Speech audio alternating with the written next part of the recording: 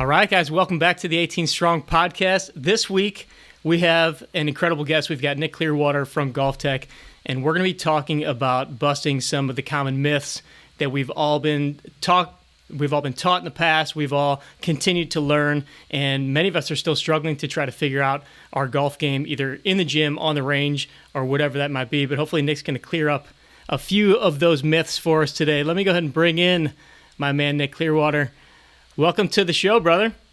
Jeff, thanks, man. I think this is the third time we've done this. I'll do my best to bust some myths and try to educate all of your viewers. Well, I've been watching a lot of your YouTube videos, a lot of your clips from the Golf Channel, and really, actually, we had a couple messages back and forth.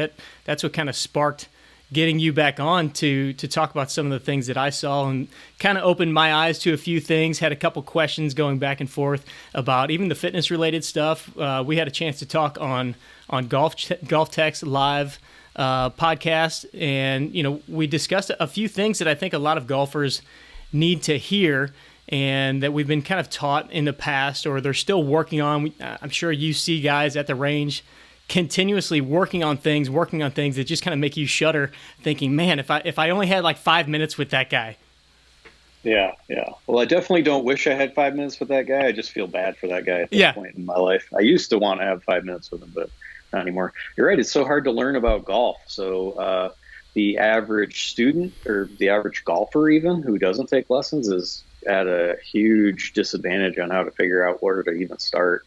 And then those who are avid, if you're not taking golf lessons from a professional golf coach, not someone who just does it for a hobby, or listening to some of your buddies, or even at some of the golf clubs that you might go at where the head pro is dealing a lot with the tournament operations and just running their facility, and they're not a full-time teacher. It's a tough way to go about the game. And then even on that part, I feel almost as bad for the golf pros right now. It is difficult to find a good education on how to teach golf. The PGA provides some level of that, but not adequately enough for someone who does really want to teach. It's difficult to learn. Well, it's kind of like the fitness industry, right? I mean, there's so much information online now. There's so many people that have a platform to teach.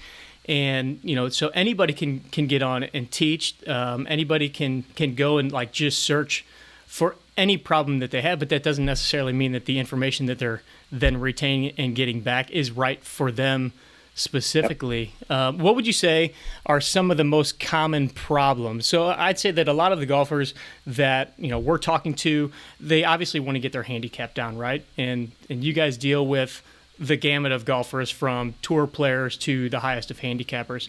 But if we look a little bit more towards the high handicap golfers, what are some of the biggest problems that you see them coming in, when they come in to see you guys? What are kind of the big rocks that they first need to kind of look at or start to tackle? Sure. So to start with that, you've got, we have about 800 coaches across the world. So what we're able to do is capture data to actually answer a question like yours. So one of the first questions we ask people is, where do you hit a ball? And then how's your contact? And I'm sure you can see a positive correlation to skill level and how good they are at both of those things, controlling the direction and hitting the ball solid.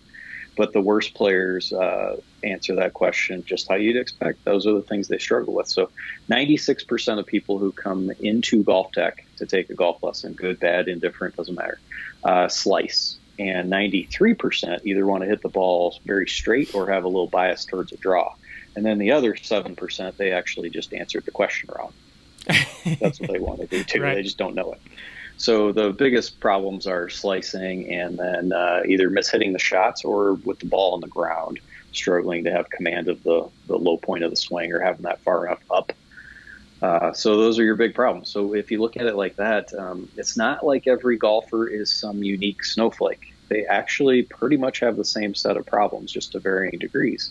So instead of starting with the person and what they look like and what their physical traits are and anything about them, the way to actually start helping people play better, or for a bad golfer to recognize their problem, is to start learning how pattern recognition of where did the ball go. That's the start of learning where you need to begin, not starting with, well, let's analyze you as a person and figure out what you can do or can't do. That should come much later in their process, which I know, but as I say that, I'm not. I'm like the least anti-fitness person in the world. I just know your show and your audience typically is someone looking for like the fitness advice, but that plays a huge role in golf and golf instruction. And every person should be as fit as they can for many reasons in their entire life, but it shouldn't necessarily be for golf performance. Yeah, we're gonna dig into that quite a bit a little later, I believe. When I've got a couple questions on the sheet here for you there. Give me a little background though on just golf instruction in general, kind of your experience, back in the day, kind of what it used to look like versus what you guys are doing now. And we'll kind of introduce GolfTEC a little bit too and some of the things that you guys are doing. Yeah, so I started teaching golf right around 2000 when I graduated from college, and I was pretty good at it, so people thought I could teach it that way. And it was part of my job. I was a club pro in New York. But I would watch people hit balls, and I had like 2 or 3 lessons I could teach people, and then hopefully one of them just happened to work for that person.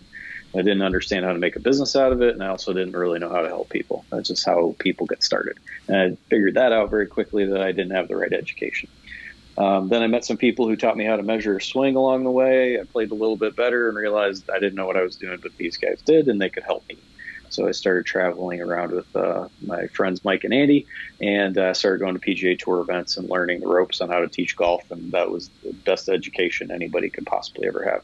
So the way that the game was taught back in the early 2000s, you'd drag out like a big giant computer, terrible large camera. You'd roll that out on the driving range. Maybe you'd put it in the right spot. Maybe the battery was charged. Maybe you were going to actually get a swing on video.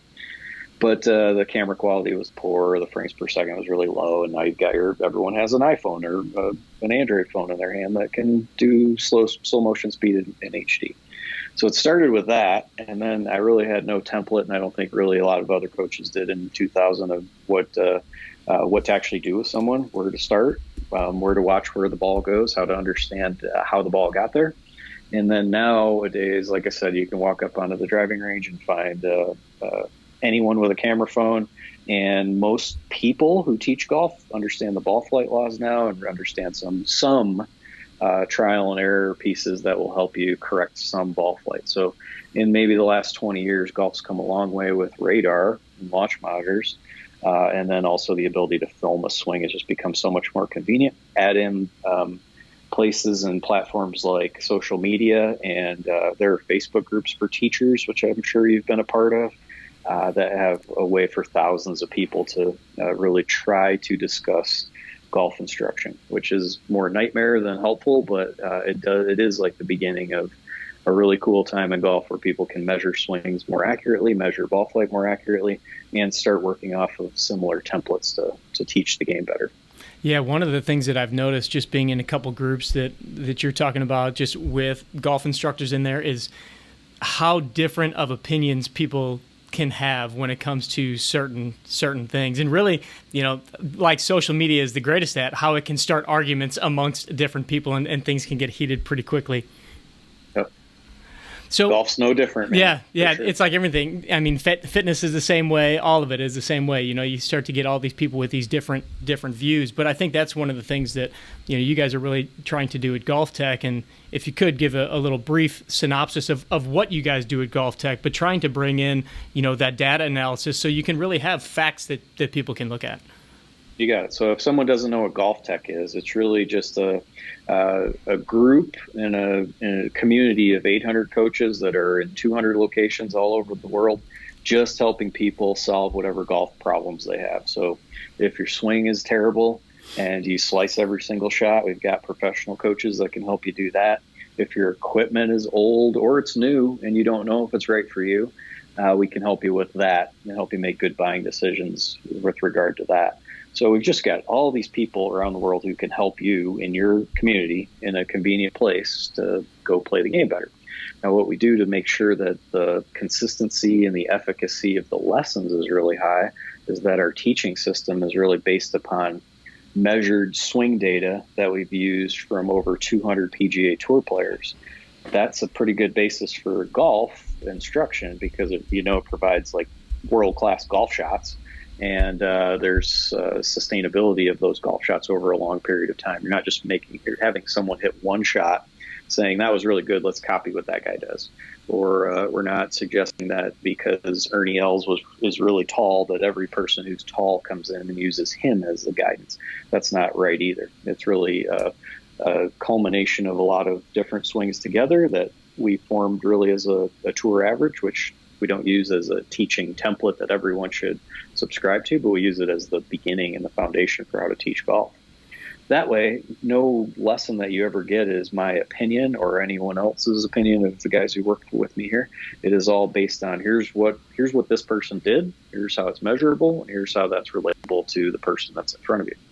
So you won't get like no one's standing there watching you hit a shot with some magic eyeball in and praying that they could see what you did while you swung 100 miles an hour and just crossing their fingers giving you advice. This is hit a golf shot via high-speed cameras, launch monitors, and motion measurement technology that we've got. We use that to then help you objectively and measurably change whatever it is you need to just for your swing, not to try to make you look and swing like someone who's on TV. That's never the point.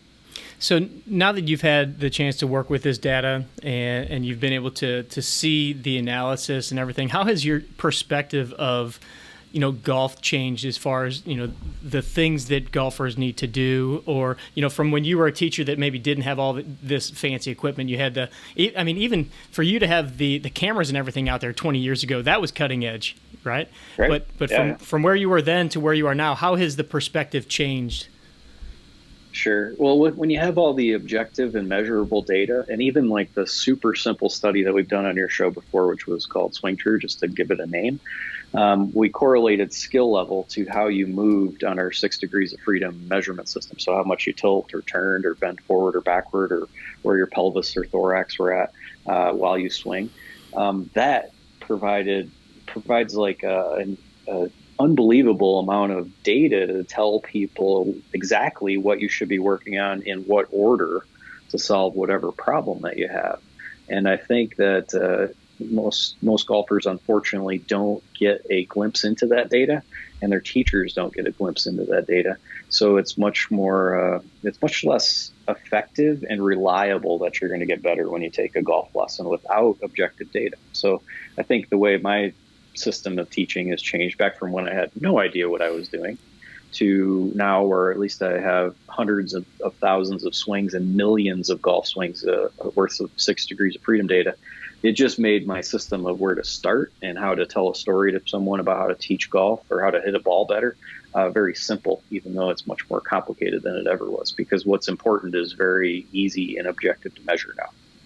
So the Swing True study that you just mentioned, and we did talk about that a lot on the last time you were on the show, and I'll link into the show notes, not only our conversation, but some of the videos that you guys have done on that on GolfTEC, because really that's one of the things that I don't even remember. Maybe I was watching the video of the swing expeditions that you did with Chris Como, and going through those different videos really helped me. I mean, I was literally in our gym, watching the videos, and then I was hitting balls afterwards, like working on just some of those positions, the shoulder tilt, the back bend, the hip sway, all of those things. So how many swings, how many golfers did you guys use in that study? And is that just kind of an ongoing thing that you guys have? You just keep piling in the data from all the swings that you have? Yeah, great question. So it started with 13,000 swings. The beauty of data and the complexity of data is that it's hard to mine at times because there's just so much of it, and it's located in our Amazon cloud environment all over the place. So we started with just a small slice of the millions of swings we have and started with 13,000. That way I could run the report and it wouldn't take 18 days. It would just take like 5 to get all that. Then what we do without really telling anyone, except we do tell them afterwards, is that every new golfer that comes into us and takes their first lesson with us is actually adding to the swing data study that we have. There are no names exchanged or personal information, anything like that, but they're contributing to the study. So now we're well over 100,000 swings that I can pull very quickly. So what you're really asking is the study grows every single day, which is probably my biggest advantage in golf instruction anyway, is the scale. Any kind of test I want as fast as I want is really easy to do because we have thousands of people that walk through our door every single day as newbies looking to get better at the game. So for that, what you're describing is that we know that out of the hundreds of thousands of people that have walked in and been part of the study, how good they are and where they hit the ball. And then the beauty of it is just how simple you can take those three elements together and figure out why someone might hit a ball a certain way, or why their handicap is what they want it to be, or what it is currently. In your simplest, most concise way possible, what would you say are biggest differences, high handicappers, low handicappers? The best golfers move themselves around more degrees of freedom than the worst players. So they turn more, they tilt more, they bend more throughout the entire swing. And that story is just not told ever. When I was watching some of the videos, it's like I would watch you give an instruction, or you'd be putting Chris in a position and talk about, like, here's what people tend to do, and then here's how we can fix that. And and it could be just as simple as getting that better finishing posture. And I'm thinking of, like, okay, that's my dad's golf swing. I need to talk to him. I need to show this video to my dad. Okay, that's this client's. Like, just kind of looking at those things. But then as I was sitting there hitting balls and just working on a couple of those little things, it because I know some of my own flaws in my own swing, and it was like, oh, I definitely do that. And so I just started to concentrate on those 6 things that you guys mentioned in the study, and it was really cool how I could feel a difference in the way that I was hitting a ball, but then I've even videoed myself and how it looked more like a swing that you would see. And I'm not saying I have a tour level swing, but had more characteristics of that kind of look to it. The better rotation, better tilting, especially getting through the ball with that right shoulder tilted down, those kinds of things. It was really, really interesting to see. So now that you have kind of gone through all the data analysis, you see golfers like this every single day. I want to know, what are some of the biggest myths that we're still hearing, that golfers are still finding on YouTube or in magazines or whatever it might be, that they're still kind of being led astray? What are 2 or maybe 3 of the biggest myths that you still have to fight? Okay. The most basic one, and first, I'm glad that just watching a video like that and looking at those 6 swing positions that we've just outlined as their big and important pieces, like, that's enough to help people. At least that's where you should be starting if you're having a hard time. So I appreciate your insight on that.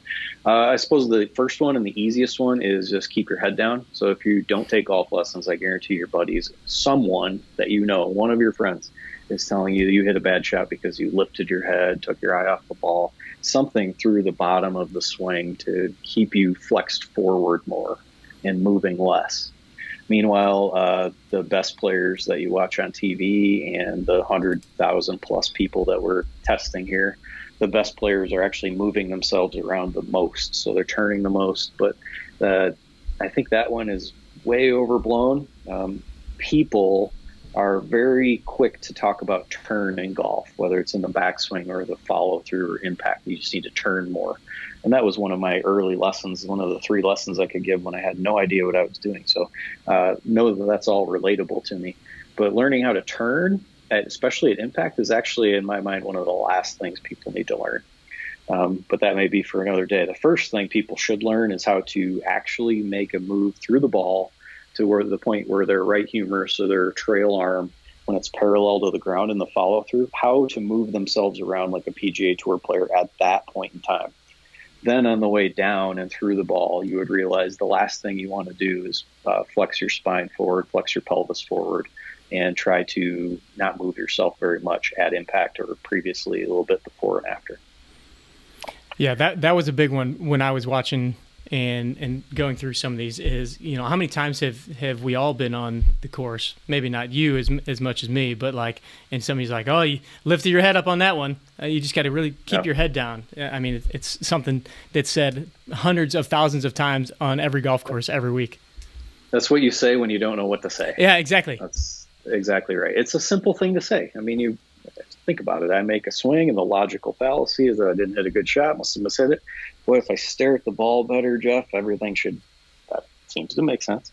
It's just flies in the face of all the 3D measurements of good golfers. That is not at all what they're doing. And that, quite honestly, that's the beginning of the golfers who extend their left wrist or their lead wrist too much, the flipping, the chicken winging, which is the very vague and terrible term that I wish would be eliminated from golf. But the amount you flex your elbow through the ball, Those can all be controlled and duplicated like you see people on the PGA Tour if you understand how to move yourself around through the ball, especially that backward bending, which is a dimension of golf that's rarely ever talked about. All right, so we've got keep your head down. That's one of the worst things that you can listen to from your buddies. Sure. What's another one?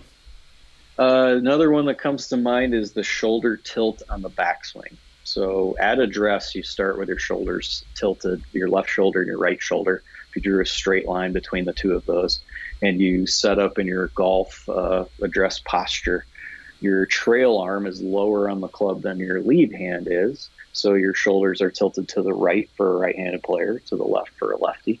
But throughout the entire swing, your shoulders are actually changing their tilt, or that angle between the left and right shoulder. So it starts slightly to the right at address for right-handed players, but by the time the shaft's parallel to the ground, your shoulders should actually be tilted to the left about 50 degrees. People don't know that. Or sorry, about closer to 25 degrees, 28 degrees. But people don't know that when the shaft's parallel to the ground. Then by the time it gets up to the top of the swing, you want to have your shoulders tilted towards the ball, your left shoulder lower than your right by about 35, 40 degrees at the top of the backswing.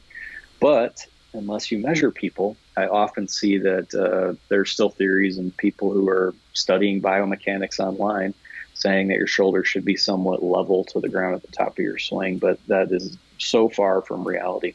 There's such a value in angling yourself down towards the ground with the ball sitting on the turf, as opposed to trying to turn yourself level to the ground and hit a ball that's sitting below you in that regard. For one, and then the leftward side bend that you have at the top, turning to a rightward side bend as you hit the ball, you could look at that like it's similar to a catapult, or how you would pull a slingshot back and let it go. There is an element of speed that's produced from moving yourself side to side and changing that side bend. So if you want to hit the ball short and inconsistently, you would tilt your shoulders 0 degrees at the top of the swing. I've never met anyone who does that, but that is sometimes what the golf world is being told. Yeah, I mean, I've seen plenty of guys where they rotate, and it's almost like they just keep their shoulders flat. So what are some of the results of that in somebody's swing? Mm-hmm. The swing direction itself would be very complicated. So to have your hands move in an arc that moves upward and downward, but doesn't on the backswing change off of an angle.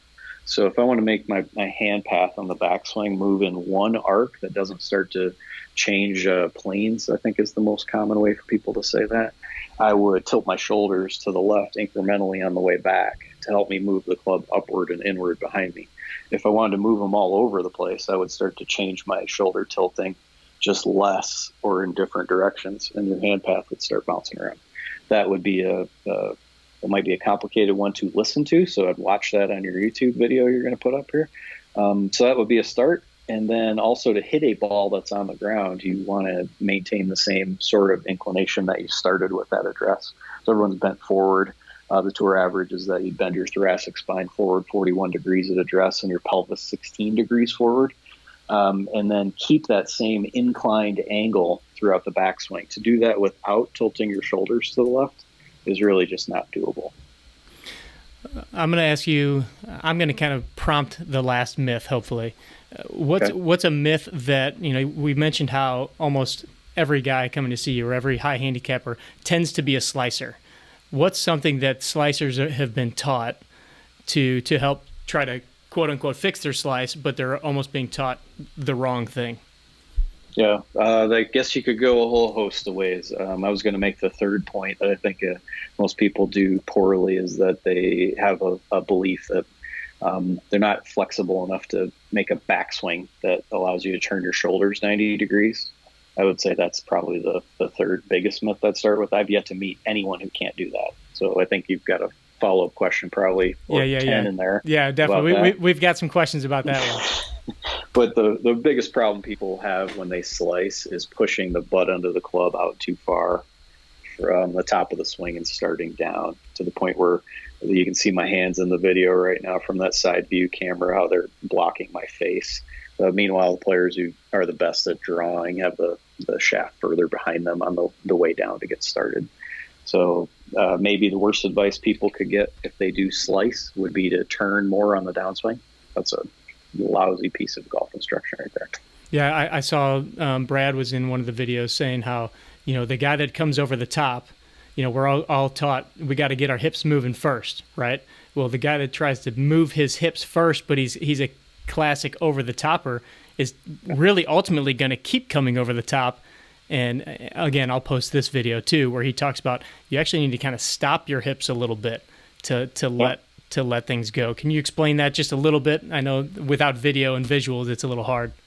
Yeah, no, that's okay. So if you're following me again on the way down, I'm suggesting that people push their hands and the butt end of the club out towards the ball too much to start. I think that's a visual you can listen to and understand. Yep. To avoid that problem, keeping your back facing the target longer would be a real simple description of how that would retard the amount you could push the butt end of the club out away from you, and it would give you a better chance to let your hands lower relative to where they were more than go outward towards the ball to get the swing started. From there, then at least you'd have the chance of having a rightward swing direction. Doesn't mean you won't screw that up 8 different ways from the rest of the swing, but at least you've given yourself a good start. And then hopefully you could learn how to build a swing direction that's pretty straight or slightly in to out very quickly. And then at that point in time, that's when you should start being concerned about turning to help you straighten out the swing direction from there. Gotcha.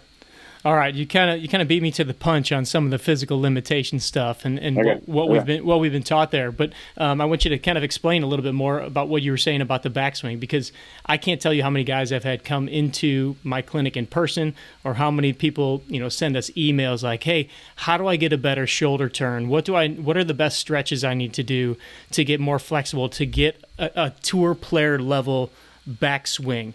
And I mean, you and I have had this conversation multiple times, and I've heard you say on every platform you've ever been on that you haven't had one single golfer you couldn't get into a full 90-degree turn at the top of the backswing.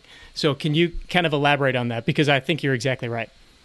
Yeah. Okay. Well, I appreciate that you're saying that. I was curious to hear what you tell those people too. So maybe I'll go first, then I got to ask you.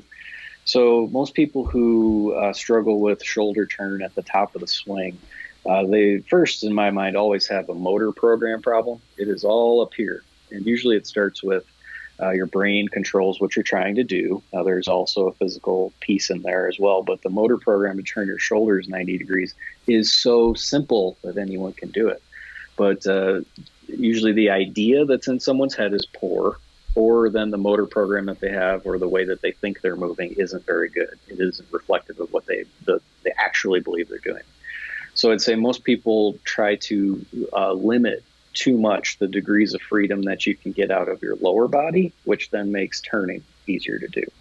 For example, the way that I would start with someone who struggles with how to turn more degrees in the top of the backswing would be to take both of your feet, but specifically your trail foot, and turn it outward 20 degrees at least. Because then what you're doing is making your trail knee more mobile so that it can actually turn, and you're actually presetting some of that turn anyway to begin. And then in the backswing, changing the flex of your trail knee, making sure that it straightens enough to allow your pelvis to actually become mobile is a critical part of that. But the people that I meet have their trail foot too straight, that don't extend their trail knee enough, and then it's essentially putting you in a body cast from the waist up on how much you can move. So I would start very quickly with learning how to do that. Follow that one really quickly by the data that we actually have on tour players. By the time the shaft is parallel in the backswing, the average guy that you watch on TV play has turned their shoulders 60 degrees from where they started at. Meanwhile, the people who come to me and say that I am inflexible from address until the shaft is parallel to the ground, just in that tiny window, might turn themselves 20 or 30 degrees, half of that. And then they have a long set of ground to make up for. So most people don't turn themselves enough at address. They don't set up to be mobile enough, and then don't turn enough in that early part of the swing to then make themselves flexible the rest of the way. Couple that with the idea that you're supposed to move behind the ball, and the forward bend that you can maintain while in the backswing, that really inhibits the amount you can extend your thoracic spine, and that makes you less flexible as well. So really starting with all of those pieces, I think, is enough to make every single person turn their shoulders 90 degrees. but most golfers' systems of how to play are way too small and irrelevant really to their skill level. And then teachers' systems in general, I think, unless you're coming to a GolfTEC coach, which I'm very certain of, their systems are too small to then help someone do that too, or they're just not lenient enough. So my best example of that would be that I've met so many golf coaches that really want to have someone feel like they're igniting their right glute or that they have the right hip internal rotation in there. Like that's the first thing they think of how to make a backswing. Well, that's fine. I would just prioritize that so much later in the student's program if they're trying to turn more, because what you've really done then is restricted how much someone is mobile. Instead, I'd rather have them make 2 swings, turn their shoulders 120 degrees, and then teach them how to turn less, as opposed to always trying to tell them, keep your right hip internally rotated. I know it's harder for you to move right now, but every swing is just moving 1 degree or 0 degrees even in that regard. It just takes too long. So I would suggest not only can I help somebody teach their shoulder, turn their shoulders 90 degrees at the top of the swing, I can usually do it in 1 swing, and then we're usually talking about how to not turn as much. Yeah, that was an eye opener for me, because I've been taught in my models of physical therapy school, going through TPI, going through all these different continuing education courses, looking at all of these different positions, looking at these joints individually, and seeing what's the limitation in this joint, what degree do we need to get these joints to. But after really some of our conversations, it was talking about that motor pattern first of all, and has this person ever really felt what that really should feel like? Because I think that many times we're taught, oh, you got to get that coil, you got to get that right leg kind of like grinding into the ground to generate that power. Well, most of these guys, they're doing that, and they're almost kind of like locking themselves in, like you said. And you're exactly right that the position that they put themselves could be what's causing them to feel, quote unquote, inflexible or lacking that mobility to get wherever they need to get. And when you start to use that whole chain of events from the ankle all the way up through the thoracic spine, and you teach them, no, your hips really should rotate, and you watch the tour players and you see their hips rotating, you see the front knee kind of bending in, which I love how you call the window of opportunity in between the legs. When they bend, they go full backswing, and that front knee bends a little bit. You can see that air through their legs. I've started doing that just with my guys over the last several months after kind of looking more at the Swing True study and seeing like, okay, what are the real restrictions into the backswing? Do they really have a restriction?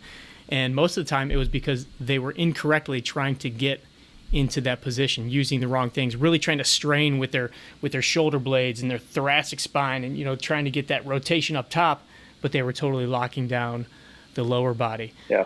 Are there in that Swing True study, in your those 6 big pieces, those 6 checkpoints, have you come across any significant physical limitations that limit anybody from any of those pieces?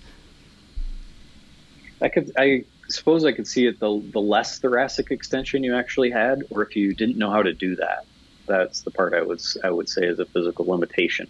A lot of people like are often sitting at their desk and always flexing forward.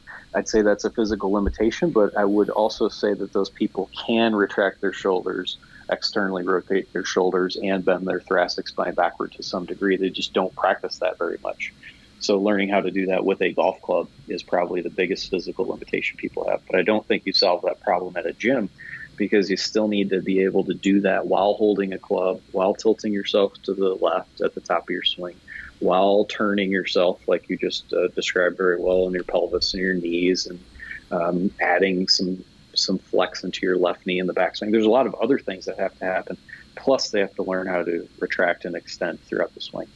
So biggest limitations are probably a lack of understanding. I'm still at that. I'm not at one physical limitation that really needs training any more than it needs education. Yeah, I mean, I think that, having people find that awareness of, okay, what's my real intent? Like, what should it really feel like? What should it really look like? All right. So, Nick, you just mentioned kind of the idea of, golfers being in the gym and what they should be doing in the gym. And I know that we've talked about, what the intent of a golfer should be, like the focus of their workout program, the focus of their workouts.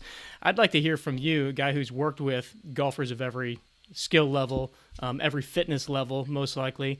And what impact have you seen the fitness piece have on a golfer's game, and really what should be their intent when jumping into some sort of a plan in the gym?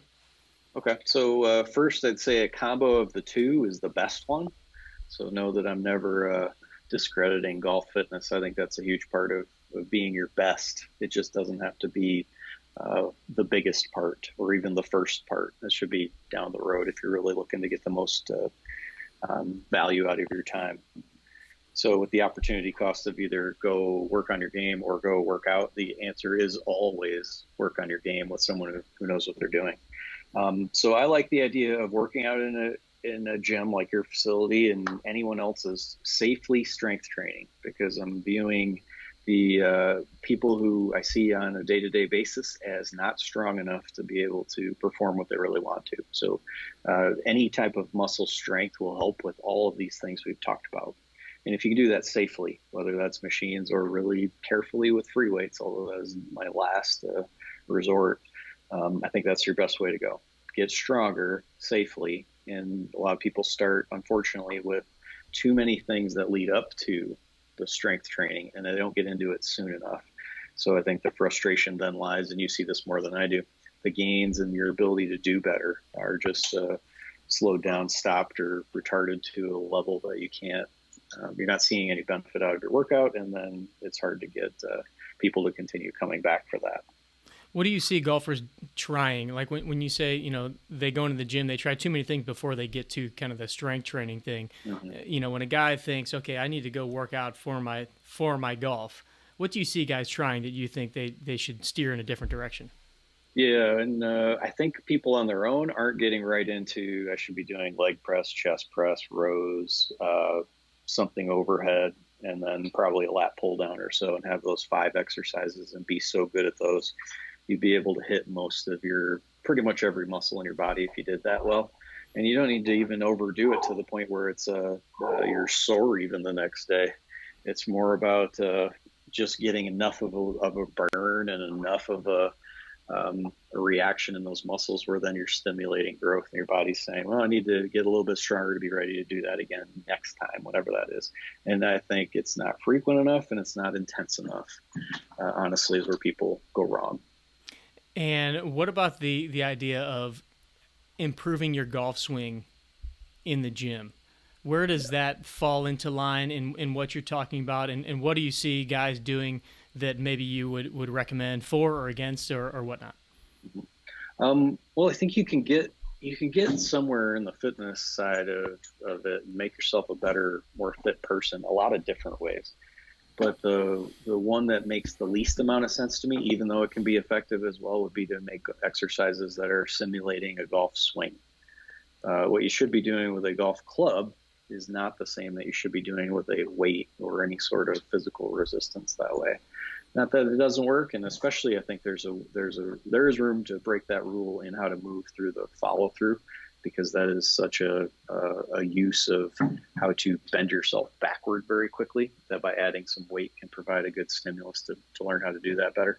But making golf-like exercises, or I think in the fitness community, it's often golf-ish. Don't be golf-ish.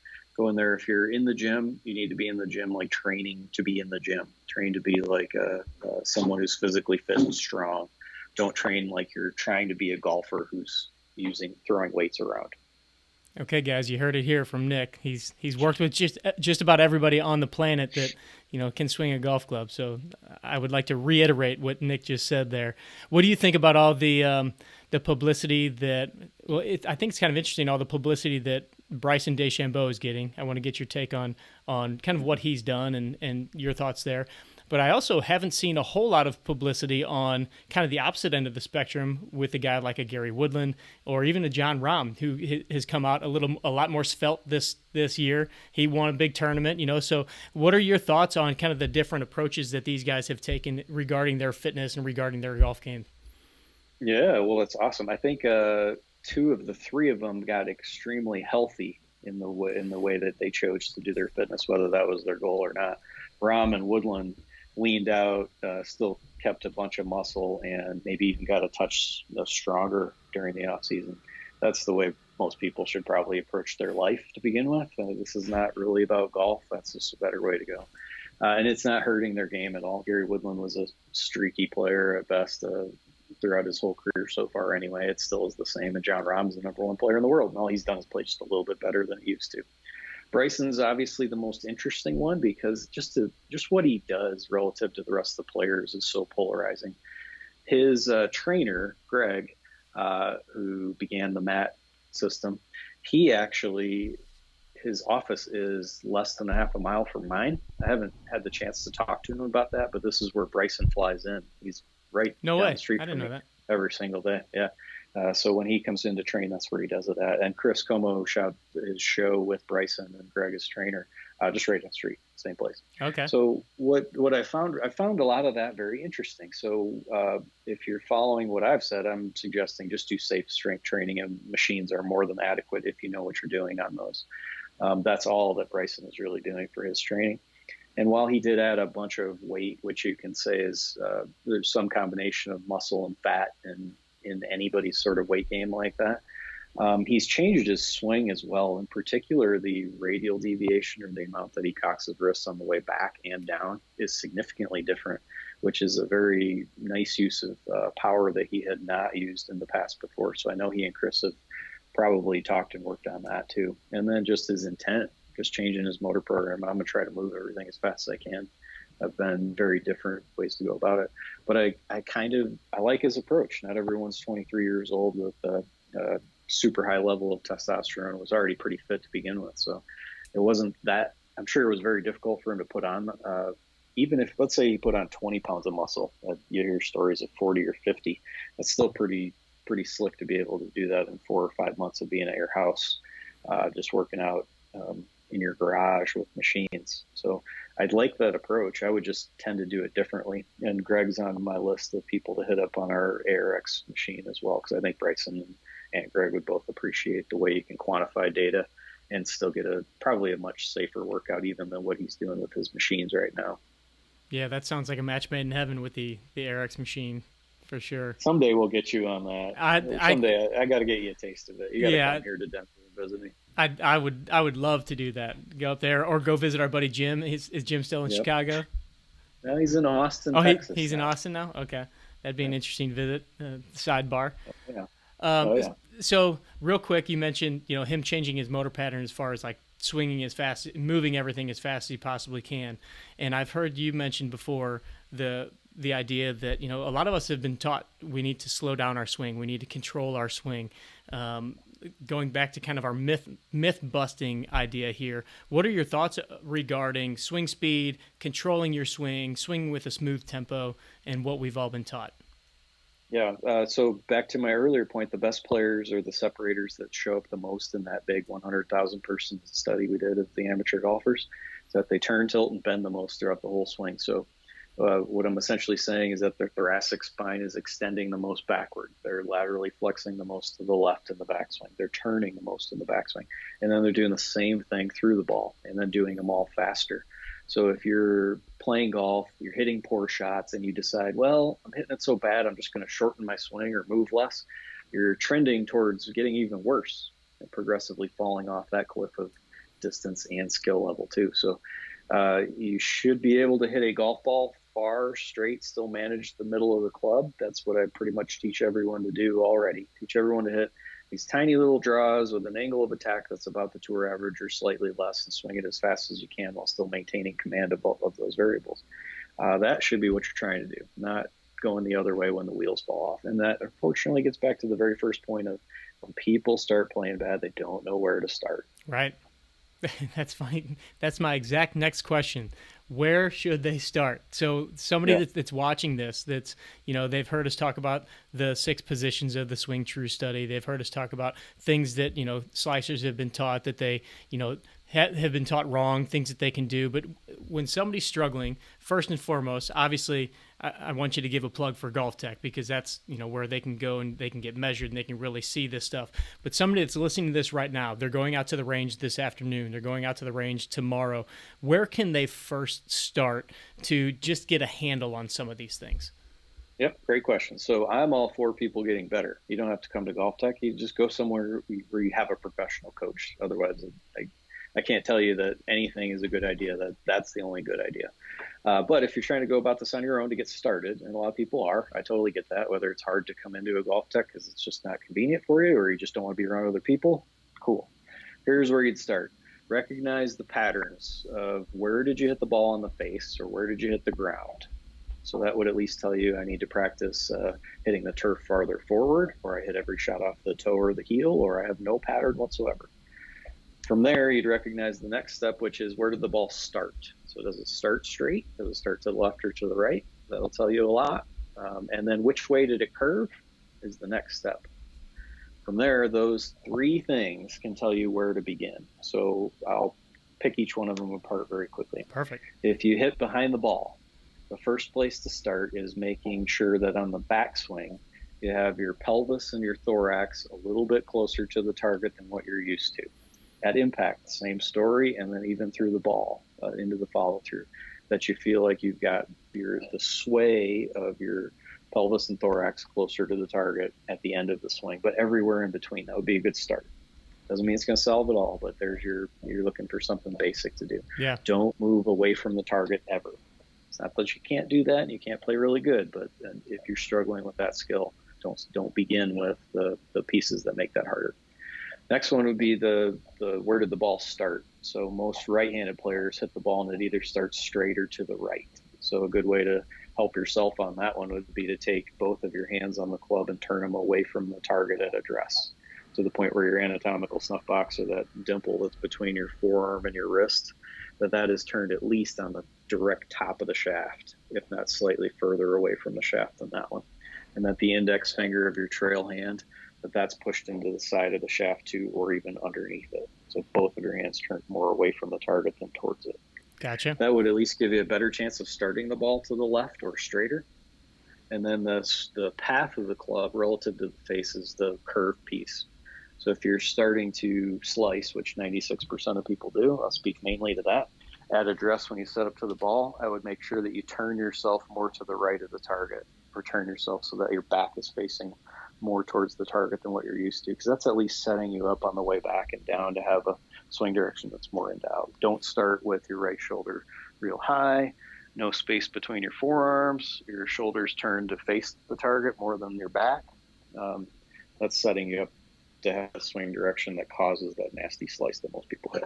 And start like that, and then from there back down, or increase those variables, increase how much you use those variables depending on the ball, and you can help yourself quite a bit that way. Awesome. You said as far as the slicer, a lot of us tend to start out at address a little closed off, right? So we're already kind of putting ourselves at a disadvantage when we go to get into that full backswing. Is that right? I'd say open would be the. I mean open. Yeah, open is what I meant. Yeah. So the more turned you are to face the target at address, the more likely you are to move your hand path out away from you, to turn less in the backswing, which is the bane of most people's existence, as we talked about. So by literally closing yourself off, gotcha. Turning your left elbow or your lead elbow to face the target is a good start. Being able to look from the side view camera and see some space between your arms at address, as opposed to the right elbow being higher than the left. Those are good starts to aim your swing direction at address and out. Doesn't mean you're going to do it right, but at least you've started well. Awesome, man.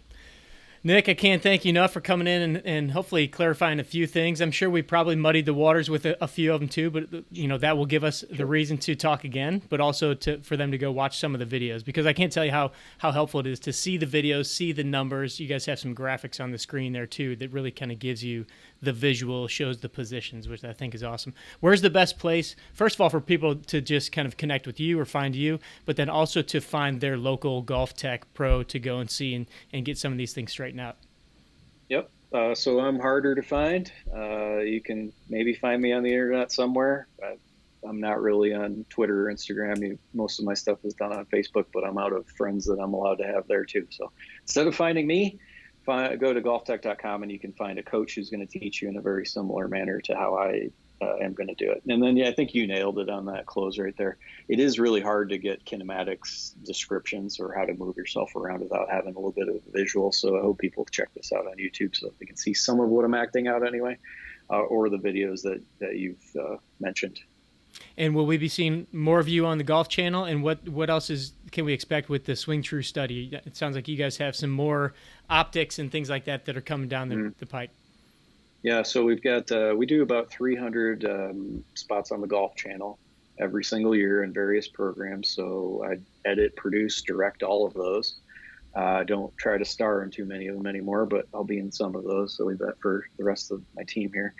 So yeah, we'll be on the Golf Channel a ton this year. I'm not sure what we'll do going forward any longer past this year, but those guys are great and they're fun to work with. Gives us a chance to give 60-second little snippets. There isn't a lot you can talk about in golf for 60 seconds, but hoping to tease a point well enough where then you want to start to investigate it a little bit more, or just tell somebody something that would potentially help their game and never hinder someone's ability to get better.